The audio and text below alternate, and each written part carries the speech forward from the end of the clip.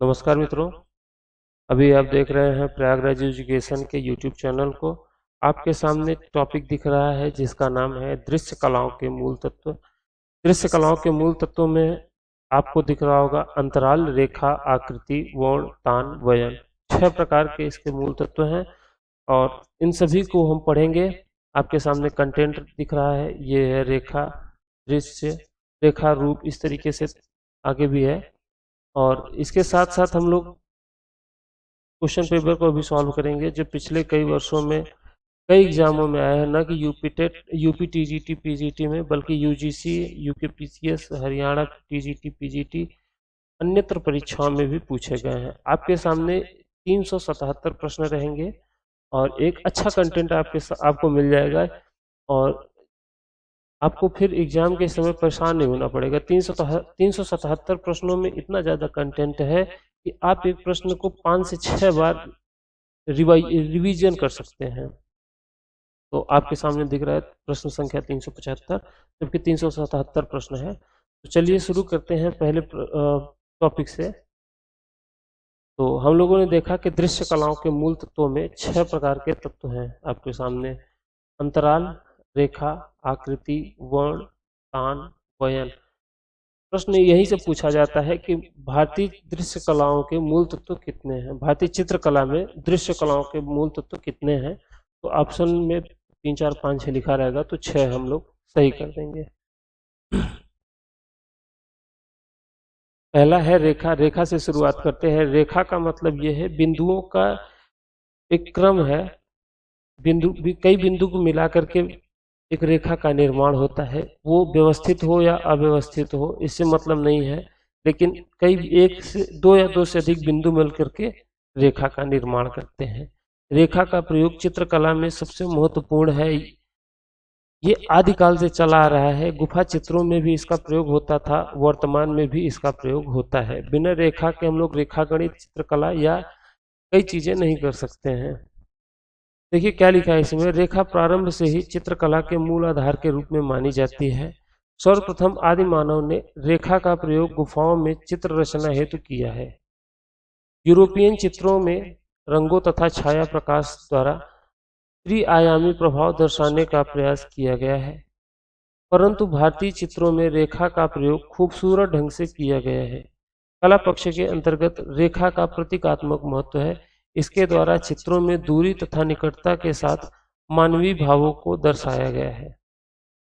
तुम लोगों ने देखा कि रेखा क्या है, दो या दो से अधिक बिंदुओं का मिलान जो है वो रेखा कहलाता है। रेखा सीमित भी हो सकता है, असीमित भी हो सकता है। हम लोगों ने देखा रेखा का प्रयोग आदिकाल से होता चला रहा है, वर्तमान में भी होता रहा है। न केवल भारत में, पूरे विश्व में इसका प्रयोग होता आ रहा है। आगे चलें, देखते हैं। अगला है रूप। रूप का मतलब यह है कि हम किसी वस्तु को जिस आकार में देखते हैं वो रूप ही है, हमारे सामने प्रस्तुत होता है। वो मनुष्य का रूप हो, किसी वस्तु का रूप हो, पेन, पेंसिल, कलम, कॉपी, किताब, वो हमारे सामने जो दिखता है वो उसका रूप ही है। पर्यावरण में प्रत्येक वस्तु किस रूप में रहता है? रूप का एक आकार होता है जिसकी लंबाई और चौड़ाई होती है। रूप काल्पनिक भी हो सकता है और वास्तविक भी। रूप काल्पनिक और वास्तविक हम लोग को दोनों भी हो सकते हैं। धरातल सक्रिय और सहायक आकारों में विभाजित हो जाते हैं। जो वस्तु या आकृति चित्र स्थल पर चित्रित की जाती है सक्रिय या सहायक अंतराल कहलाती है, तथा अन्य स्थान सहायक अंतराल कहलाता है। रूप के द्वारा ही कलाकार अपने मन के भावों को चित्र में उकेर सकता है। सर्वप्रथम आकार ही कलाकार के मस्तिष्क में आता है, इसके बाद ही रेखा, रंग आदि तत्वों के द्वारा चित्रण किया जाता है। रूप के दर्शनात्मक और भावनात्मक दो प्रभाव पड़ते हैं। आगे चलते हैं। आपको आगे दिख रहा होगा रंग। रंग से औचित्य यह है प्रत्येक वस्तु कोई न कोई रंग लिए है। लाल, पीला, नीला, काला, सफेद, हर वस्तु के पास, मनुष्यों के पास, गाय भैंस के पास, हर वस्तु के पास अपना कोई न कोई रंग है। तो ये है प्रत्येक वस्तु कोई न कोई रंग लिए है। रंग मानव जीवन के लिए चित्र का सार है। जिस प्रकार कविता के लिए शब्द, संगीत के लिए लय, काव्य के लिए रस की आवश्यकता होती है, उसी प्रकार चित्र के लिए रंग का होना आवश्यक है। रंग के बिना चित्र नीरस होता है। रंग प्रकाश का गुण है। रंग प्रकाश का गुण है। प्रकाश किरणों के द्वारा ही हमें कोई रंग दिखाई देता है। देखिए, रंग का मतलब यह है कि जैसे हमें कोई वस्तु, जैसे आपको ये जो लिखावट दिख रही है वो काली रंग की दिखाई दे रही है, इसका मतलब यह है कि वो सभी रंगों का अवशोषण कर लेती है और आपको कोई भी रंग वहां से नहीं दिख रहा है, तो आपको काला रंग दिख रहा है। इसके अतिरिक्त ये जो पेन से हम लिख रहे हैं वो लाल कलर का है, तो इसका मतलब ये है कि उसने सभी रंगों का अवशोषण कर लिया और लाल रंग के प्रकाश को हमें परिवर्तित किया। तो इस प्रकार हम देख रहे हैं कि इसका रंग लाल है। तो हम लोगों ने देखा कि रंग जो है प्रकाश का एक गुण है। प्रकाश किरणों के द्वारा ही हमें कोई रंग दिखाई देता है। रंग के तीन प्रमुख प्रकार हैं जो कि आपके सामने दिख रहा है: प्राथमिक रंग, द्वितीयक रंग और तृतीयक रंग। प्राथमिक रंग तीन प्रकार के होते हैं। तीन रंग है प्राथमिक: लाल, नीला और पीला। अब बात करते हैं द्वितीयक रंगों की। द्वितीयक रंग जो होते हैं वो प्राथमिक रंगों से ही द्वितीयक रंगों का निर्माण होता है। द्वितीयक रंग भी तीन प्रकार के हैं जो कि नारंगी, हरा और बैगनी है। अब बात करते हैं तृतीयक रंगों की। प्राथमिक एवं द्वितीयक रंगों से मिलकर के तृतीयक रंग बनता है। रंगों के मनोवैज्ञानिक प्रभाव होते हैं। मानवीय भावों को हम चित्रों के रंगों के कुशल प्रयोग से दर्शा सकते हैं। आगे चलते हैं। अगला है पोत या बनावट, जिसे अंग्रेजी में टेक्सचर कहते हैं। किसी वस्तु के धरातल की बुनावट या विशेषता को पोत कहते हैं। हम कह सकते हैं धरातल को पोत कहते हैं। प्रकृति में मौजूद प्रत्येक पदार्थ का अपना अलग अलग गुण होता है। जैसे कि हम देखते हैं पत्थर के अपना गुण है कठोरता या ठोसपन, और इसके विपरीत फूलों का एक गुण है कोमलता या नाजुकता। इसी से हम प्रकृति में मौजूद वस्तु में अंतर या पहचान कर पाते हैं। पोत के कारण ही हम चित्रों में वस्तु को वास्तविकता में अंकित कर पाते हैं। पोत या टेक्सचर मूलतः तीन प्रकार के होते हैं। पहला आपका प्राप्त पोत, दूसरा अनुकृत पोत और तीसरा सृजित पोत। तीनों एग्जाम में पूछे जाते हैं, इसलिए तीनों के बारे में हम लोग देख लेते हैं। प्राप्त पोत वो पोत होता है, इस प्रकार के पोत में प्रकृति या मानव निर्मित धरातल आते हैं। प्राप्त पोत में पत्थर, पत्ते, तारपत्र के माध्यम से धरातल में बुनावट स्वतः प्राप्त होते हैं। इसी तरीके से हम देखें अनुकृत पोत जो होते हैं, अनुकृत पोत में यथार्थ को हूबहू पोत या हूबहू चित्रित किए जाने के लिए अनुकृत पोत का प्रयोग करते हैं। इसमें चित्रकार पहले प्रकृति का अध्ययन करता है, फिर उसी प्रकार की बनावट को चित्र में बनाकर वास्तविकता लाने का प्रयास करता है। तीसरा है सृजित पोत। सृजित पोत में इस पोत को कलाकार स्वयं सृजित करता है। कलाकार कलम, पेंसिल या ब्रश आदि की सहायता से धरातल पर विभिन्न पोत का निर्माण करता है। ब्रश के प्रभाव के द्वारा ही हम सृजित पोत का निर्माण कर सकते हैं। ये आखिरी है अंतराल या स्पेस। स्पेस का मतलब होता है खाली स्थान। खाली स्थान में ही तो कलाकार चित्र का चित्रांकन करेगा। कलाकार के लिए रेखा, रूप, रंग जैसे तत्वों से अभिव्यक्ति के लिए एक आधार चाहिए। वह है धरातल पर कलाकार अपने लिए अंतराल निर्धारित करता है। अंतराल के बिना चित्र संयोजन असंभव होता है।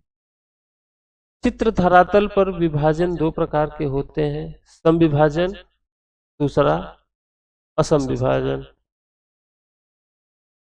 समविभाजन, इस विभाजन में चित्र धरातल को बराबर भागों में विभाजित करता है।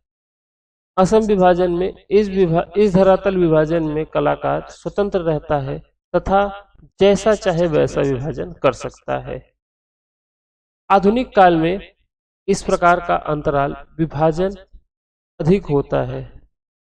इसमें सृजनात्मकता अधिक होती है। सम तथा असम विभाजन के अतिरिक्त चित्रभूमि को अलग करने का एक और सिद्धांत है जो स्वर्णिम विभाजन के नाम से जाना जाता है, जिनका विकास प्राचीन यूनानी कलाकारों द्वारा किया गया। चित्र प्रक्रिया में जिस विभाजन को मुख्य स्थान होता है वह सक्रिय अंतराल तथा अन्य सहायक अंतराल कहलाता है। ये इसका थ्योरी था। अब आगे चलते हैं प्रश्नोत्तरी में। टॉपिक का नाम आपके सामने दिख रहा है, कला के तत्व। कला के तत्व में हम लोग देख रहे हैं, पहला जो प्रश्न आपके सामने दिख रहा है, पहला प्रश्न कह रहा है कि स्वर्णिम विभाजन सिद्धांत संबंधित है। स्वर्णिम विभाजन सिद्धांत किससे संबंधित है? अनुपात से संबंधित है। ऑप्शन नंबर 20 का सही जवाब हो जाएगा। जिनको थ्योरी पढ़ना है या इसमें जो व्याख्या लिखा हुआ है उसको पढ़ना है, वो वीडियो को पॉज करके पढ़ सकते हैं। जिनको नहीं पढ़ना है उनके लिए हम आगे बता ही रहे हैं। जो थ्योरी में लिखा है वही कुल मिला के व्याख्या में लिखा है, इसलिए बार बार एक ही चीज को पढ़ने से समय ज़्यादा लग जाएगा और वीडियो लंबा हो जाएगा। इसलिए हम व्याख्या न करते हुए सीधे चल रहे हैं, और जिनको पढ़ना है वो वीडियो पॉज करके व्याख्या पढ़ सकते हैं। प्रश्न संख्या 2 की ओर चल रहे हैं। किसी वस्तु के स्पर्श से हुआ विशिष्ट अनुभव पोत कहलाता है। पोत या टेक्सचर कहलाता है। चलते हैं अगले प्रश्न की ओर। 3 नंबर प्रश्न आपसे कह रहा है अभिकथन और कारण का। भारतीय पारंपरिक कला सशक्त है, ऐसा इसकी समृद्ध सांस्कृतिक पृष्ठभूमि के कारण है। बिल्कुल बात सही है, भारतीय पारंपरिक कला सशक्त है और ये ऐसा इसलिए है कि इसके समृद्ध सांस्कृतिक पृष्ठभूमि के कारण है। ए और आर दोनों सही है, तो ऑप्शन नंबर बी में ए और आर दोनों सही दिख रहा है। चलते हैं प्रश्न संख्या 4 की ओर। 4 नंबर प्रश्न आपसे कह रहा है सृजनात्मक आवेग समस्त कलाओं में एक प्रमुख बल है। सृजनात्मक आवेग समस्त कलाओं में प्रमुख बल है, एकदम सही बात है। कलाकार सर्वोच्च सत्ता के आनंद को अनुभूत करता है, बिल्कुल एकदम बात सही है। यहाँ पर भी हम लोग देख सकते हैं ए तथा आर दोनों आपके सामने सही दिख रहा है। चलते हैं अगले प्रश्न की ओर, प्रश्न संख्या 5 की ओर। 5 नंबर प्रश्न आपसे कह रहा है पुस्तकें, डिब्बे, संदूक, ड्राइंग बोर्ड आदि का रूप होता है। पुस्तकें, डिब्बे, संदूक, ड्राइंग बोर्ड ये सभी हमको घन के आकार में दिखाई देते हैं, बेलनाकार नहीं होते। बेलनाकार तो सिलेंडर होता है आपका इस तरीके से, बेलनाकार नहीं, वर्तुलाकार भी नहीं, घनाकार होता है। आगे चलते हैं 6वें नंबर प्रश्न की ओर। सामान्यतया रूप कितने प्रकार के होते हैं? सामान्यतया रूप 2 प्रकार के होते हैं। पहला होता है सापेक्ष, दूसरा होता है निरपेक्ष। आपके सामने यह दिख भी रहा है। प्लेटो ने आकृति के 2 भेद बताए हैं, सापेक्ष और निरपेक्ष। अगले प्रश्न की ओर चलते हैं, प्रश्न संख्या 7। 7 नंबर प्रश्न आपसे कह रहा है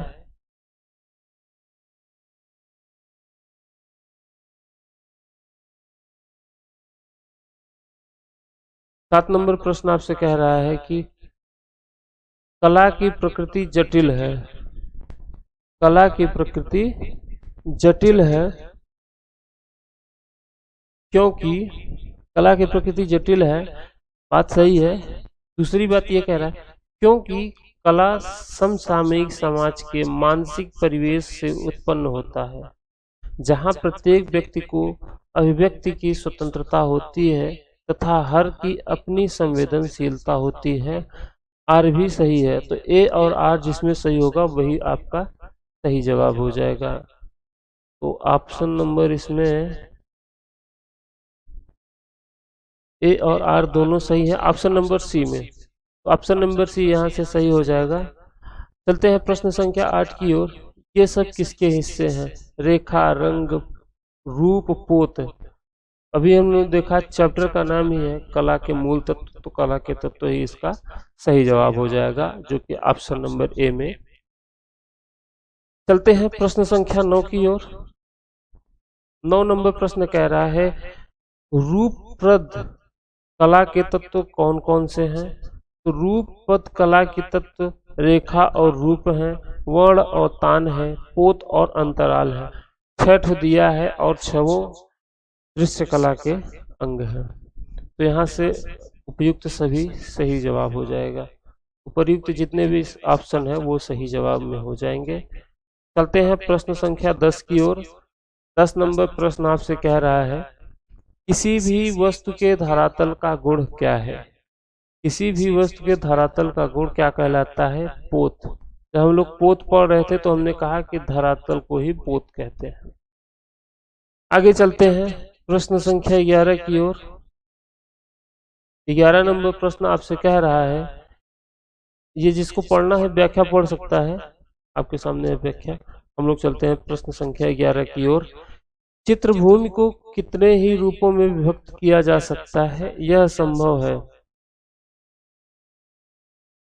हम लोगों ने देखा कि विभाजन 3 प्रकार के हैं। उसमें जो आखिरी विभाजन है, एक है सम विभाजन, दूसरा असम विभाजन और तीसरा स्वर्णिम विभाजन। तो स्वर्णिम विभाजन सिद्धांत के आधार पर चित्र को कितने ही रूपों में विभक्त किया जा सकता है? तो ऑप्शन नंबर डी इसका सही जवाब हो जाएगा। 3 प्रकार के विभाजनों में सम, असम और स्वर्णिम विभाजन में स्वर्णिम विभाजन इसका सही जवाब हो जाएगा। 12 नंबर प्रश्न आपसे कह रहा है रूप जो शक्ति, स्थायित्व तथा एकता दर्शाता है वह क्या कहलाता है? आयताकार। आयताकार में शक्ति, स्थायित्व तथा एकता को दर्शाया जाता है। 13 नंबर प्रश्न आपसे कह रहा है कला में प्रवाह का तात्पर्य क्या है?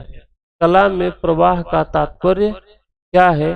तो चित्र के किसी भी संयोजन में आंखों का अबाध गति से विचरण ही कला में प्रवाह कहलाता है। तो यहाँ से ऑप्शन नंबर ए सही है। ऑप्शन नंबर ए में क्या है? चित्र के किसी भी संयोजन में आंखों का अबाध गति से विचरण कला में प्रवाह कहलाता है। प्रश्न संख्या 14 की ओर चलते हैं। 14 नंबर प्रश्न आपसे कह रहा है घनाकार का प्रत्येक पक्ष एक वर्ग होता है जिसकी भुजाओं का एक दूसरे से संबंध होता है समकोण पे। घन आकार क्या होता है? इस तरीके से आकृति होती है। ये घन का आकार दिख रहा है आपको, उम्मीद है सही बना होगा। तो यहाँ पे ये जितने भी भुजाएं होती हैं इन दोनों के बीच में, इसके बीच में 90 डिग्री का कोण होता है और 90 डिग्री का कोण समकोण कहलाता है। न्यून कोण 90 डिग्री से छोटे कोण को कहते हैं, अधिक कोण में 90 डिग्री से अधिक और समकोण में 90 डिग्री का कोण बनता है। ये सभी तो गलत ही हो जाएगा। 15 नंबर प्रश्न आपसे कह रहा है मध्यम मान का प्रयोग चित्र में लाता है। मध्यम मान का प्रयोग चित्र में स्थिरता लाता है। जब कहीं भी हम देखते हैं कि आड़ी बाड़ी तिरछी लाइन खींची जाती है तो बेचैनी लाती है। तो ऑप्शन नंबर ए इसका सही जवाब हो जाएगा। प्रश्न संख्या 16 की ओर चलते हैं। कथन और निस्तर्क का है, कथन और कारण का। कथन कह रहा है अभिकल्प मतलब डिजाइन में संतुलन, बल, लय, अन्वित तथा वैषम्य वे सिद्धांत हैं जिनसे अभिकल्प निर्मित होता है। कारण क्या कह रहा है? डिजाइन में लाइन, आकृति, बुनावट, अंतराल, आकार तथा मान वे तत्व हैं जो यह निर्धारित करते हैं कि डिजाइन का निर्माण किस प्रकार हुआ है। तो हम लोग देखते हैं कि अभिकथन ए सही है क्योंकि अभिकल्प मतलब डिजाइन में संतुलन, बल, लय, अन्विति तथा वैषम्य वे सिद्धांत हैं जिनमें अभिकल्प निर्मित होता है। तो आप ए सही है आर के लिए देखते हैं, डिजाइन में लाइन, आकृति, बुनावट, अंतराल, आकार तथा मान वे तत्व हैं जो यह निर्धारित करते हैं कि डिजाइन का तत्व किस प्रकार है। आर भी सही है, तो हम लोग देखते हैं ऑप्शन नंबर डी में ए और आर दोनों सही है, तो उत्तर डी इसका सही जवाब हो जाएगा। 17 नंबर प्रश्न में चलते हैं। 17 नंबर प्रश्न आपसे क्या कह रहा है, एक मिनट।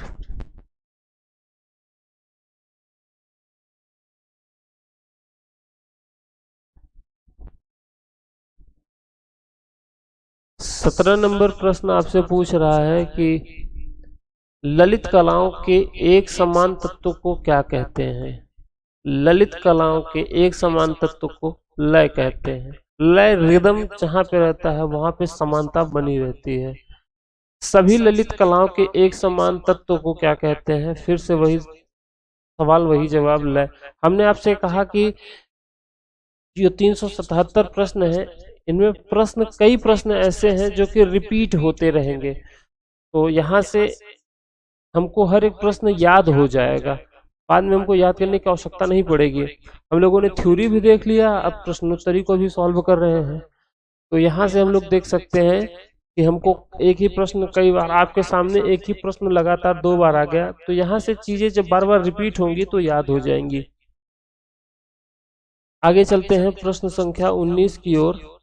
19 नंबर प्रश्न आपसे पूछ रहा है, पोत किसका गुण है। हमने कहा आपसे कि पोत का मतलब धरातल से ही है, तो पोत धरातल का ही गुण है। आकार अपना एक अलग है, रंग अलग है, रेखा अलग है, जबकि पोत धरातल का गुण है। प्रश्न संख्या 20 की ओर चलते हैं। 20 नंबर प्रश्न में आपसे कह रहा है कि पोत का वर्गीकरण कितने भागों में किया जा सकता है। पोत का वर्गीकरण 3 भागों में किया जा सकता है। कौन कौन से हैं, प्राप्त पोत, अनुकृत पोत और अंत में सृजित पोत। 3 प्रकार के पोत हैं जो कि ऑप्शन नंबर डी में दिख रहा है। कौन कौन से पोत हैं, ये आपके सामने तो दिख रहा है, प्राकृतिक पोत और अनुकृत पोत और सृजित पोत। ठीक है, 3 प्रकार के पोत हैं। 21 नंबर प्रश्न आपसे कह रहा है, सम्मित रूप का उदाहरण क्या है। सम्मित रूप का उदाहरण क्या है, सिमेट्रिकल। सम्मित का अंग्रेजी सिमेट्रिकल होता है, सिमेट्रिकल में आपका आ जाता है गिलास। ऑप्शन नंबर डी जो है गिलास, वो आपका सही जवाब हो जाएगा। सम्मित रूप का उदाहरण गिलास है। 22 नंबर प्रश्न की ओर चलते हैं। कह रहा है कि विलोम त्रिभुज का मनोवैज्ञानिक प्रभाव क्या है। विलोम त्रिभुज का मनोवैज्ञानिक प्रभाव अस्थिरता है। 23 नंबर प्रश्न आपसे कह रहा है, अंतराल को भूमि बंधन किस ग्रंथ में कहा गया। अंतराल को भूमि बंधन समरांगण सूत्रधार में कहा गया है। समरांगण सूत्रधार में अंतराल को भूमिबद्ध कहा गया है, इसलिए ऑप्शन नंबर सी इसका सही जवाब हो जाएगा। 24 नंबर प्रश्न में चलते हैं। आपके सामने 24 नंबर प्रश्न है जिसमें कह रहा है, दृश्य कला में किन कला रूपों का अन्वेषण किया जाता है। दृश्य कला में चित्रकला भी आता है, मूर्ति कला भी आता है और वास्तुकला भी आती है। तो इस प्रकार हम कह सकते हैं, यहाँ पे नृत्य कला भी आएगा। ठीक है, और ABCD सभी होंगे इसके सही जवाब। ABCD सभी सही जवाब होंगे, क्योंकि दृश्य कला में देखने की कला है। अगर संगीत आ जाता तो संगीत दृश्य कला का भाग न होता, जबकि चित्रकला, मूर्तिकला, वास्तुकला और नृत्य कला सभी दृश्य कला के अंग के रूप में आते हैं। तो यहाँ पे कोई ऑप्शन नहीं दिया है, यह नोट ही कर दीजिएगा, नन ऑफ दीज। 25 नंबर प्रश्न की ओर चलते हैं। 25 नंबर प्रश्न कह रहा है, मत्स्योदर की उपमा मनुष्य के किस अंग से की गई है। मत्स्योदर, मत्स्य की आंख। हम लोगों ने कल के या इसके पहले के वीडियो में देखा, इसके पहले के लेक्चर में देखा था कि सदृश्यता में हम लोगों ने देखा था कि मनुष्य की आंख, मछली की आंख से तुलना मनुष्य से की गई है, मनुष्य की आंख से की गई है। तो यहाँ से ऑप्शन नंबर ए सही जवाब हो जाएगा। ये देखिए यहाँ पे लिखा भी है नेत्रों से की गई है। 26 नंबर प्रश्न है, चित्रकला क्या है? चित्रकला देखने के लिए है तो दृश्य कला हो जाएगा, ऑप्शन नंबर ए इसका सही जवाब हो जाएगा। 27 नंबर प्रश्न में कह रहा है, प्लेटो ने आकृति के कितने भेद किए हैं? तो प्लेटो के अनुसार आकृति के 2 भेद हैं, 3 भेद हैं। प्लेटो ने आकृति के 3 भेद बताए हैं जो कि आपके सामने है। ऑप्शन नंबर बी इसका सही जवाब हो जाएगा।